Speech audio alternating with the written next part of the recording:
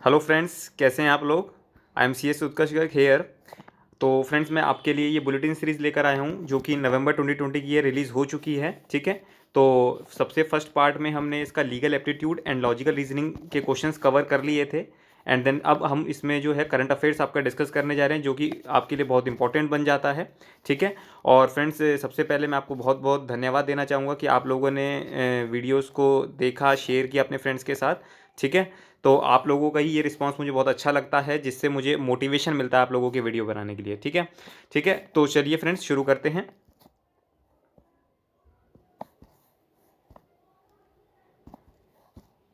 तो कहाँ गया हमारा, हाँ ये रहा फ्रेंड्स। तो सबसे पहले क्वेश्चन नंबर 1 से स्टार्ट करते हैं फ्रेंड्स। क्वेश्चन नंबर 1 क्या कहता है, the which messaging platform has launch its own UPI payment feature in India. तो फ्रेंड्स, अगर आपको मैं बताना चाहूँ तो वैसे आपको इस बारे में शायद मुझसे ज़्यादा ही जानकारी होगी। व्हाट्सएप ने ये फीचर अभी लॉन्च किया हुआ है। ठीक है। तो चलिए फ्रेंड्स, सेकंड क्वेश्चन डिस्कस कर लेते हैं। इसमें कुछ ज़्यादा डिस्कस करने के लिए नहीं हुआ है, जिसमें होगा मैं आपसे खुद ही डिस्कस कर लूँगा।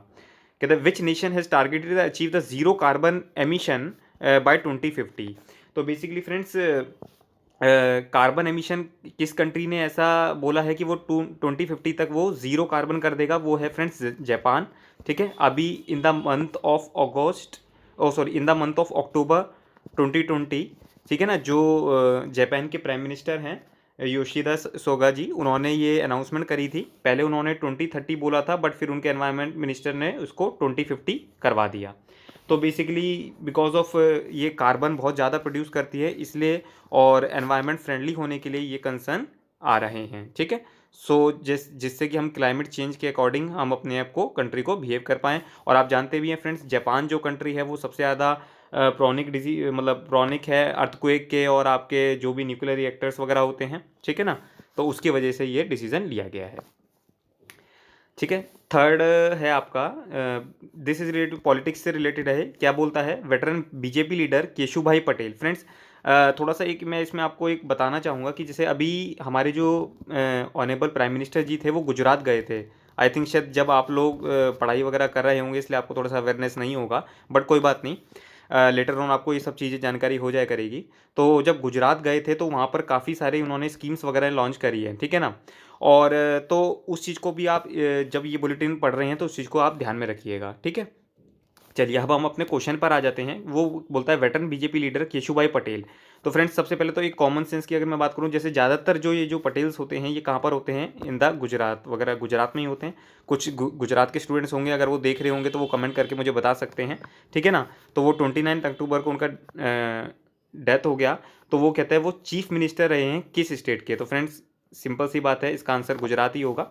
और अगर आप जानना चाहते हैं तो मैं आपको बता देता हूँ, वो 1995 में हमारे चीफ मिनिस्टर रहे थे इस स्टेट के। एंड देन फिर 1998 से लेकर 2001 तक वो हमारे चीफ मिनिस्टर रहे थे ऑफ गुजरात। ठीक है। चलिए, फोर्थ क्वेश्चन है आपका। फोर्थ क्वेश्चन क्या कहता है, who became the first cricketer to score consecutive centuries. मतलब एक तरीके से लगातार 2 सेंचुरीज करी हो, 3 सेंचुरी, 4 सेंचुरीज। तो ऐसा कौन क्रिकेटर है। फ्रेंड्स, जो लोग क्रिकेट वगैरह में ज़्यादा इंटरेस्ट रखते हैं उनको वैसे आंसर पता ही होगा इसका। शिखर धवन है, उन्होंने 2 सेंचुरीज स्कोर करी है बाय प्लेइंग 17 मैचेस। ठीक है। और अगर फिफ्टीज़ के बारे में भी आप जानना चाहते हैं तो 4 50 सेंचुरीज, मतलब फिफ्टीज़ भी स्कोर किया है उन्होंने, बट वो हमसे सेंचुरीज़ की बात कर रहा है, इसलिए हम वहीं तक रिस्ट्रिक्ट करेंगे। ठीक है। चलिए, क्वेश्चन नंबर 5 फ्रेंड्स ये है, तो India has ranked eight which position in the recent global hunger index. कहता है फ्रेंड्स, क्या होता है, ग्लोबल हंगर इंडेक्स इंडेक्स आता है। ठीक है ना, जो कि बताता है कि आपकी कंट्री में जो पॉवर्टी है, एक तरीके से बेसिकली माल न्यूट्रिशन है, स्टारवेशन है, स्टंटिंग है, तो ये सब चीज़ें आपकी जो कंट्री है वो कहाँ पे रिफ्लेक्ट करती है। तो फ्रेंड्स, ये एक तरीके से अगर मैं आपसे बात करूँ तो ये कंट्री का हमारा दुर्भाग्य है। हमारी जो पोजीशन है वो 94th है। और टोटल कंट्रीज़ की अगर मैं बात करूं तो फ्रेंड्स 107 कंट्रीज़ है। I think I am this is sure वैसे, बट आप उसको एक बार चेक भी कर लीजिएगा। बट आप खुद सोच लीजिए कि हमारे से अगर देखा जाए तो सिर्फ 14 कंट्रीज़ नीचे है, नहीं तो हम नीचे से किस पोजीशन पे लाई करते हैं। ठीक है। ये थोड़ा सा एक, मतलब आई थिंक मैं कहता हूँ, मतलब बुरा पर्सपेक्ट है, बट क्या कर सकते हैं फ्रेंड्स। ठीक है। काफ़ी सारा इसमें इनिशिएटिव लिया गया है। और अगर आपको जैसे जानकारी होगी, अब स्कूल्स वगैरह भी बंद हैं, तो जैसे ये मिड डे मील स्कीम वगैरह भी लगाई थी, बट क्योंकि कुछ स्टूडेंट्स और कुछ चिल्ड्रंस हमारे स्कूल कंट्री में ऐसे हैं जो कि सिर्फ स्कूल में मिड डे मील के लिए जाते थे, ठीक है ना। अब ये स्कूल तो बंद हो गए, तो कहीं ना कहीं यहाँ पर भी हमारा जो है उनके न्यूट्रिशन पे इफेक्ट पड़ा है, ठीक है ना। चलिए, क्वेश्चन नंबर 6 है फ्रेंड्स, ये हम डिस्कस कर लेते हैं। कहता है which state will be the world's biggest zinc smelter project. तो फ्रेंड्स ये भी, इसका भी आंसर मतलब गुजरात ही है, बिकॉज अब थोड़ा सा ये चीज़ गुजरात से रिलेटेड आ रही है, तो मैं भी कुछ नहीं कर सकता।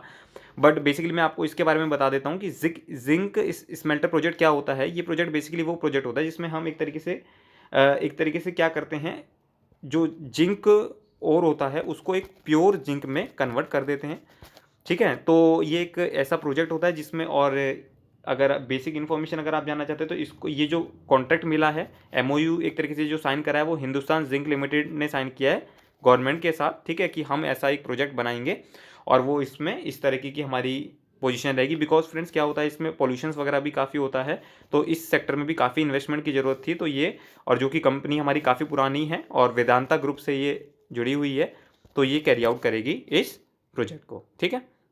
तो आई थिंक इस प्रोजेक्ट के लिए आपके पास इतना ही जानकारी होना सफिशिएंट है, ठीक है। बाकी तो हम डिटेल में डिस्कस कर ही सकते हैं।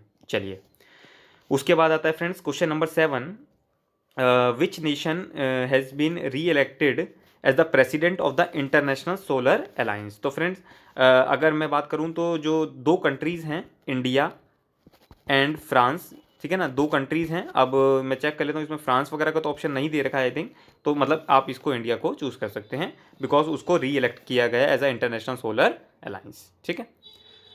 चलिए, क्वेश्चन नंबर 8 क्या है, ये आपके हमारे इंस्टीट्यूट से ही रिलेट करता है friends. ICSI is organising 40th national convention, ठीक है। तो ये कब हो रही है फ्रेंड्स, ये आपकी on the month of December 17 से 19 2020 में हेल्ड करेगी, ठीक है। और ये कहाँ पर है, इंदौर में है, और अंबर अंबर कॉन्वेंशन सेंटर, ठीक है।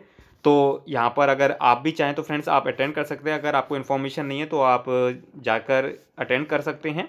और इसमें दोनों मोड हैं, आप ऑनलाइन भी अटेंड कर सकते हैं और वहाँ पर जाकर भी कर सकते हैं, फिजिकली भी, ठीक है। तो एक इन्फॉर्मेशन और मैं फ्रेंड्स इसमें आपको देना चाहूँगा, आपके बेनिफिशियल के लिए है, because I am being a member, मैं जा सकता हूँ, मुझे इसमें 10 CPE मिलेंगे अगर मैं इसको अवेल करता हूँ। एज अ स्टूडेंट आपको 20 PDP आवर्स भी इसमें अवेलेबल होंगे। अगर आप इंटरेस्टेड हों तो आप इस चीज़ को अवेल कर सकते हैं। हो सकता है आपके पास ये जानकारी ना हो, इसलिए मैं आपको बताना चाह रहा हूँ, और आपके पास अभी टाइम भी है, आप इसको इनिशिएटिव लेकर कर सकते हैं, ठीक है।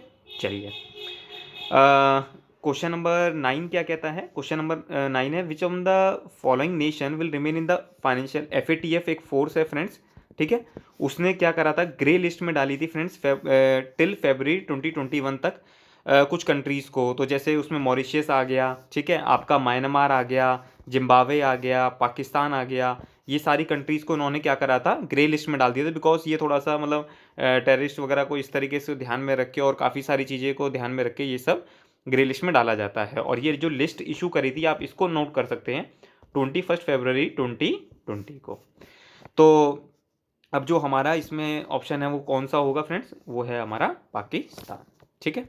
चलिए, उसके बाद नेक्स्ट क्वेश्चन है आपका, क्या कहता है कि प्राइम मिनिस्टर नरेंद्र मोदी जी किसान सूर्योदय योजना इन विच स्टेट अक्टूबर।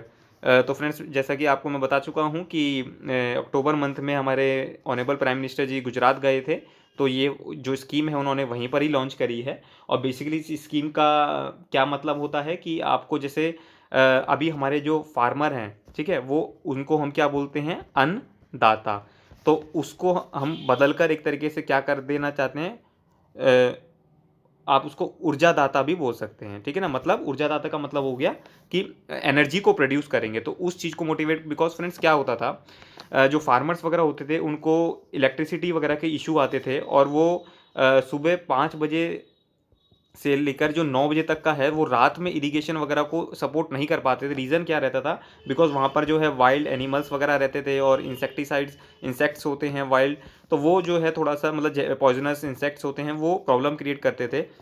तो उसको ध्यान में रखते हुए ये योजना लाई गई है, ठीक है ना। सो अब इसमें कितना इन्वेस्टमेंट रिक्वायरमेंट है, कहाँ पे है, वो सब फ्रेंड्स थोड़ा सा मतलब वैसे अगर आप जानना चाहते हैं तो जैसे जूनागढ़ में और आपका गिर सोमनाथ है, वहाँ पर ये सबसे पहले कनेक्ट होगी, ठीक है। और तो फ्रेंड्स इससे रिलेटेड आई थिंक यही आपके लिए बताना ज़्यादा सफिशिएंट रहेगा। तो फ्रेंड्स इसी के साथ अब हमने ये कवर कर लिया आपका बुलेटिन सीरीज, ठीक है। अच्छा फ्रेंड्स, एक इन्फॉर्मेशन मैं आपको देना चाहूँगा, मैंने आपकी मॉक टेस्ट भी जो हैं 1 to 5 पूरे कवर करवा रखे हैं, क्योंकि फ्रेंड्स देखिए ये सी सेट एग्जामिनेशन में प्रैक्टिस ज़्यादा रिक्वायरमेंट है आपके लिए, ठीक है। तो अगर आप उसको भी देखना चाहें तो फ्रेंड्स उसको देख सकते हैं। कुछ भी क्वेश्चन में अगर आप इशू आता है तो आप मुझे कमेंट करके पूछ सकते हैं, ठीक है ना। तो फ्रेंड्स चलिए आज के लिए इतना ही, and best of luck for your exams. Thank you.